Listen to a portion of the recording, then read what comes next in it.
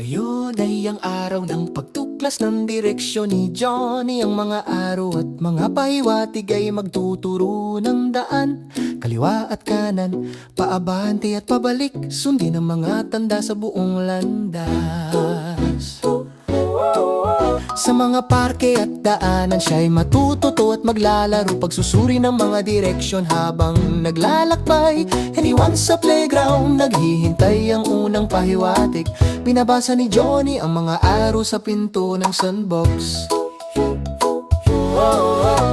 Kaliwa sa mga kono at kanan sa slide, ang mga trail ng mga tanda ay nagsisilbing gabay. Papasok siya sa kagubatan, naglalakad paabante, tumawid sa troso kung saan ang mga araw ay nakaturo. Pabalik na hagbang sa mga batong maayos, sundin ang mga pahiwatig gamit ang maingat na mga paa. Diwa o kanan, alin ang daan? Diwa paabante, pabalik mabagal at maingat.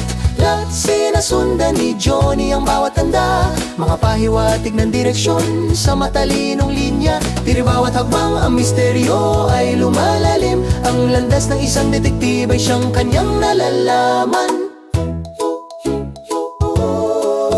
Dere sa daan ng bisikleta, kumikislap ang mga araw. Ang mga guhit na ipininta ay nagpapakita ng mga tanda. Kanan patungo sa mga hardin kung saan ang mga bakod ay tumataas. Ang isang madamong maze nagiging gantimpala. Diliwa sa loob ng maze, mabilis siyang lumiko sa kaliwa. Ang mga daan na walang labasan ay may mga lihim na pagliko. Habang pabalik at kanan na pagliko, natagpuan ni Johnny ang tamang daan. Liwa o kanan, alin ang daan? Liwa paabante, pabalik mabagal at maingat.